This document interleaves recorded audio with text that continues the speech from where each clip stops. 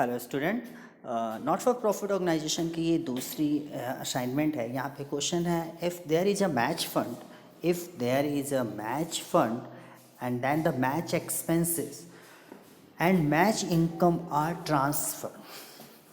देखिए, फंड से रिलेटेड यदि फर्म को लॉस होता है, ऑर्गेनाइजेशन को लॉस होता है, तो वो इनकम एक्सपेंडिचर का पार्ट होता है। प्रॉफिट होता है, मतलब प्रॉफिट मतलब यदि एक्सपेंसेस से ज़्यादा इनकम है तो वो बैलेंस शीट का पार्ट होता है। बट मैच फंड और मैच एक्सपेंसेस ये दोनों इनकम एक्सपेंडिचर को भी ट्रीट कर रहा है और साथ ही साथ बैलेंस शीट को भी ट्रीट कर रहा है। तो यहाँ पे आप आंसर क्या दोगे? Income and expenditure account, asset side balance sheet, liabilities side balance sheet, both income and expenditure account and balance sheet, ये दोनों में आ सकता है। तो यहाँ पे क्या आंसर बनेगा? Both income and expenditure account and balance sheet.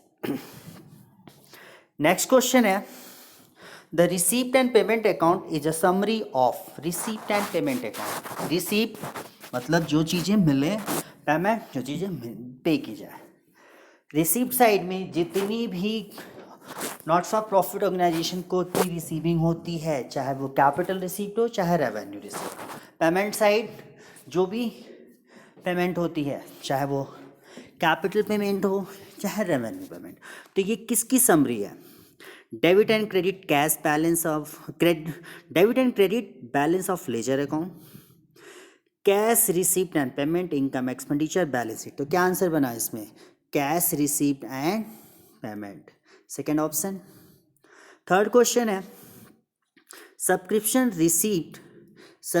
In received in advance by a club. अभी मैंने लास्ट असाइनमेंट बनाया था, सब्सक्रिप्शन यदि एडवांस में रिसीव होता है तो वो क्या कहलाता है? वो एक लायबिलिटीज़ का पार्ट होता है। यहाँ पे ऑप्शन क्या दे रहा है? In credit side income and expenditure account, no, क्योंकि क्रेडिट साइड तो इनकम जाती है। Asset side of a balance sheet, no, क्योंकि ड्यू रह जाती तो एसेट्स बनती है। In the liabilities side of a balance sheet, in the payment side of receipt. कौन सा ऑप्शन सही हुआ? In the liabilities side of a balance sheet. यानी देखिए, फर्स्ट का आंसर बना था B part, both income and expenditure account and balance sheet. Second का आंसर बना था cash receipt and payment account, and third का आंसर बना इन the liabilities side of a balance sheet. अब ये क्वेश्चन है थोड़ा सा न्यूमेरिकल से है, ऐसा एक क्वेश्चन आता ही आता है, आपका क्वेश्चन आता ही आता है बोर्ड में। Calculate the amount of medicine consume during the year. Calculate करके हमें बताना है कि कितना मेडिसिन कंज्यूम्ड हुआ उस अकाउंटिंग ईयर में, यानी कब? 31 मार्च 2020 में।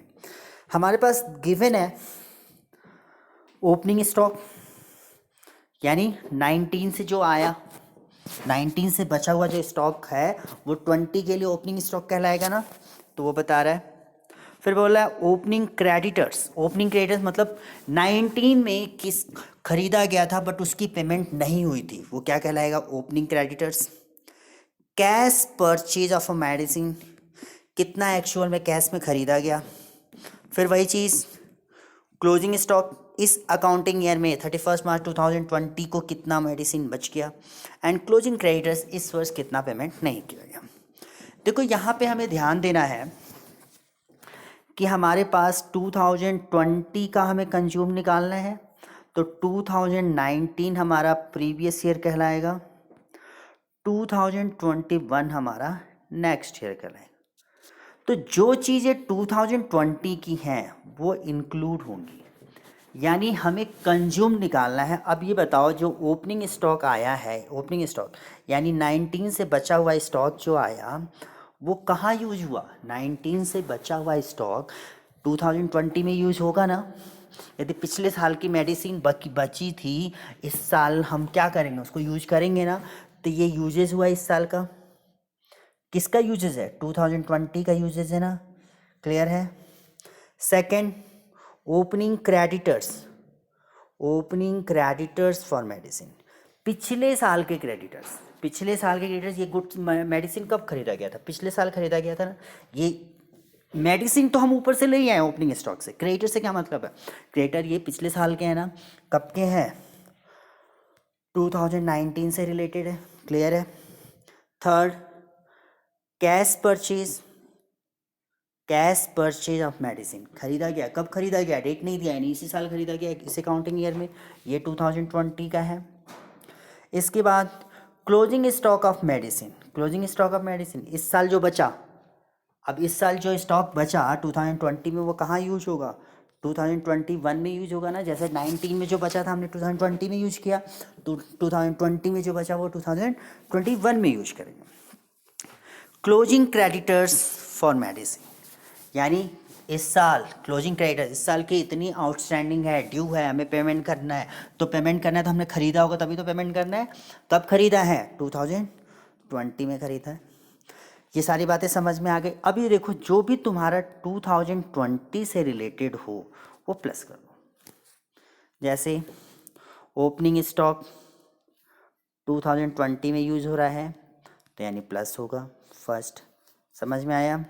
सेकंड, ओपनिंग क्रेडिटर्स, ये 2019 का खरीदा हुआ है ना, तो क्या होगा, माइनस होगा, यानी 2020 आपको प्लस करना है, 2019 हो तो भी माइनस करना है, 2021 हो तो भी माइनस करना है।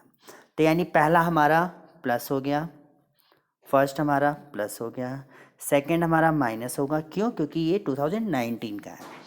ये कब का खरीदा हुआ है, कैश परचेज 2020 का है, इसलिए प्लस होगा। क्लोजिंग स्टॉक अब 2021 में यूज होगा, सॉरी 2021 में यूज होगा, तो हम क्या करेंगे, माइनस करेंगे। क्लोजिंग क्रेडिटर्स कब की खरीदी हुई है, 20 की खरीदी हुई है, इसलिए हम प्लस करेंगे। सबसे एक छोटे से शॉर्टकट में भी समझ सकते हो, कोई भी आउटस्टैंडिंग होगी तो जो प्रीवियस ईयर की होगी वो माइनस होगी, जो करेंट ईयर की होगी वो प्लस होगी। तो 2019 की आउटस्टैंडिंग प्रीवियस ईयर की हुई इसलिए वो हमने माइनस किया, 2020 की आउटस्टैंडिंग वो करेंट ईयर की हुई इसलिए हमने प्लस किया। ओपनिंग स्टॉक, ओपनिंग स्टॉक हमेशा प्लस होता है, क्लोजिंग स्टॉक हमेशा माइनस होता है। इसके अलावा इन केस यदि एडवांस दिया होता है, इस क्वेश्चन में एडवांस नहीं था, तो प्रीवियस ईयर का होगा तो हम प्लस करेंगे, क्योंकि प्रीवियस ईयर में कोई एडवांस है तो वो करंट ईयर के लिए है, करंट ईयर में कोई होगा तो वो हम माइनस करेंगे।